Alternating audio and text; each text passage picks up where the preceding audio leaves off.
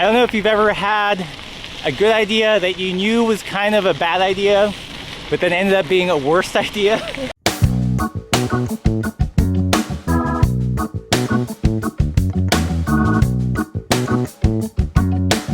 Welcome everybody to another first ride, and in this video I'm going to give you my first riding impressions of the Crust Evasion Lite, as well as some extra bonus content. We're going to get into some cave of bad ideas outside with these pedals. I know you guys saw me in road clipless the last video and we're freaking out. Is this the end of suppleness? What happened to party pace? Well, my friends, I'm experimenting with a power meter. I put on a flat pedal adapter and we're gonna measure Croc watts. So that's right, I'm gonna be wearing Crocs on today's test ride just to kind of familiarize myself with using the power meter for more goofy sciencing videos in the future. A little bit more about the Crust Evasion Lite. It is the light version of the Crust Evasion, so a little bit more stripped down. It also has a carbon fork. On the rear, it's lost its rack mount, so it really isn't intended for around the world bike packing or bike touring, but for those quick and dirty lightweight mission. In today's ride, we're gonna mix it up a little bit different from our regular test loop. We're gonna do a fairly long climb, at least 1,000 feet, if not more. So let's see how it rides on the uphill as well as the downhill. So let's hit the road. So what do you think of my idea of measuring Croc watts? Do not approve. I don't know what to think. I am as confused as the rest of the internet. In postmodernism, there's this term called pastiche, where it's like a mix of different styles. Somewhat parodic, but also like taking it quasi-seriously. This is what this is. You've been talking about pastiche since I met you. Right. So. This is postmodern peddling pastiche. Ah! Yay!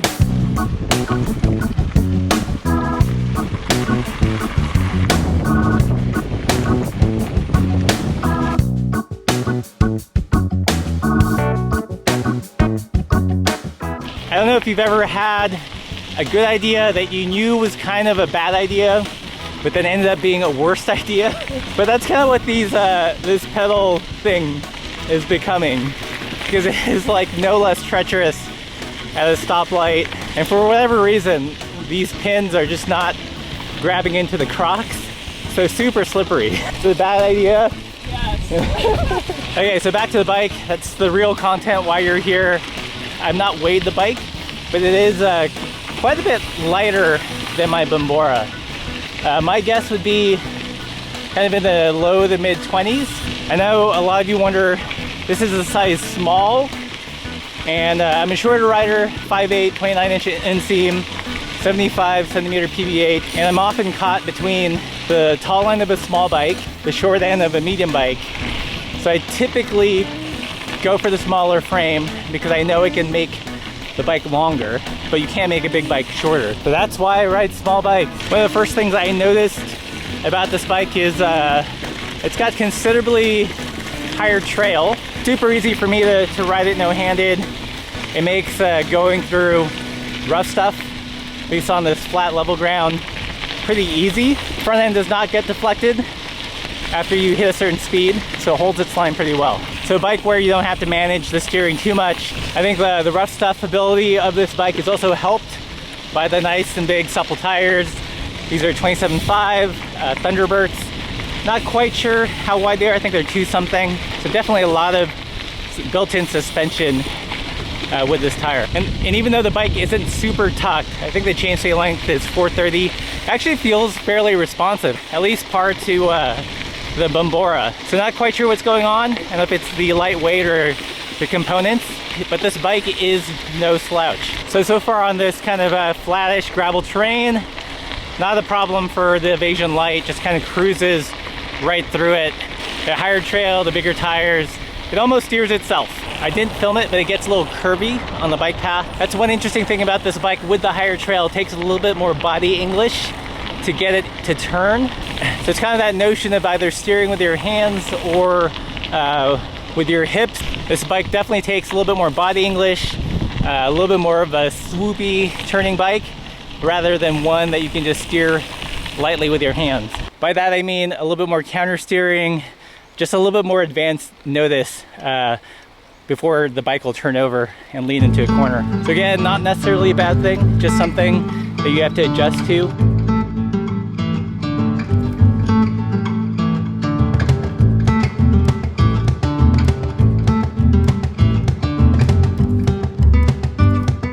So I have to say it's kind of weird and cool at the same time to see the power numbers. So I know watts, usually a sports cycling thing. Science and the party pace, not mutually exclusive. One can appreciate, you know, science and physics of performance cycling and still reject it. That, my friends, is a true way of the supple life. Having the ability to hold two contradictory thoughts in your head. Okay, so coming up to the end of the paved climb, and pretty smooth climber. I will say one thing that I did notice is when things got steep and I was moving, say less than 6 or 5 miles an hour, the front end did have a little bit of a tendency to wander. Again, a function of a higher trail bike. Not quite drunken goat, but maybe a goat that, you know, took a little sip, it's feeling good, but not quite stumbling on itself. And again, that's our gravel climb up into the mountain.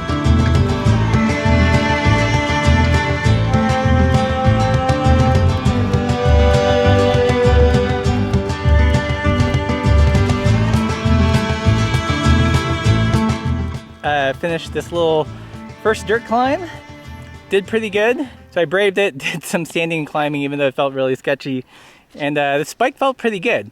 I was expecting a little bit slower kind of turnover cadence because of the high trail, but I think because the wheelbase is relatively short, still turns over reasonably well, probably par with my Bambora. So interesting to know. So far we've climbed 730 feet. I made a few watts. I think we're gonna keep going a little bit higher, try to get to 1,000 feet, and then probably turn around and go home. I don't know.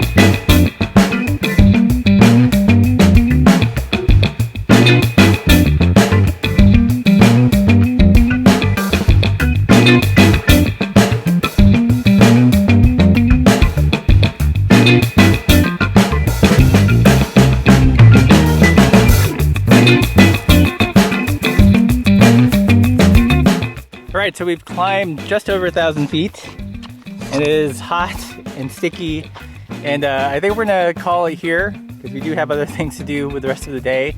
But so far on this stuff, the bike climbs surprisingly well. I think standing and climbing, despite the higher trail, it was still fairly responsive. There were a couple steep bits where I felt I lost some traction in the rear wheel, but nothing too crazy. These Thunderbirds have generally pretty good grip. In terms of the pedals, these are, like Laura said, probably worse than road clipless because you have all the disadvantages of the awkwardness of clipping in, but when you finally do get on top of the pedal, you're still slipping out. It might just be the Crocs. I'm going to experiment with other shoes because I do want to redo my clip versus flat pedal test, but with power data, just to make it a little bit more sciencey. That said, super fun to mess around with, be a little bit silly. I mean, that's kind of what this whole Supple Life party pace thing is about.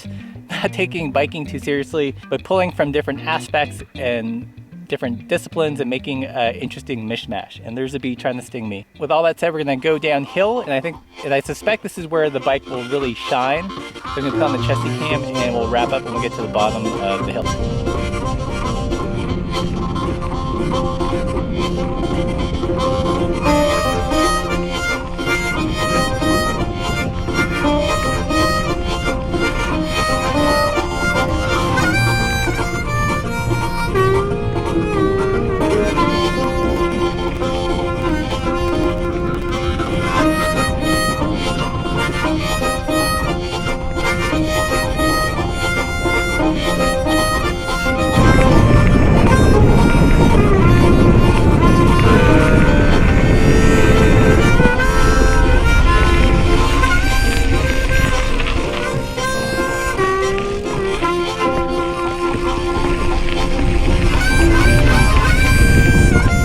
Finished the downhill section, and this bike is a blast going downhill. Combination of the big Thunderbirds as well as the slacker high trail front end Just made it really easy to descend with confidence. It's interesting because it kind of reminds me of what the Ritchie Outback does, but it accomplishes it in a completely different way. Whereas the Ritchie Outback was a super smooth and stable descender because of the longer rear end, this manages to be a stable descender with that slacker higher trail front end.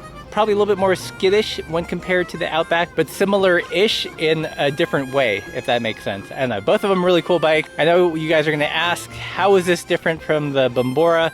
And I will dive deep into that in the final review. Again, this is just a first ride video, give you a sense of how the Evasion Lite feels like. In terms of the power meter stuff, I don't know quite what to make of it. A little less successful in terms of how the pedals and the Crocs feel. I will post probably a ride with GPS link with the power data, and you guys can help me parse it. Is it more power or less power than you think that I could produce with Crocs? Let me know in the comments. I'm sure someone will. And as always, keep the supple side down.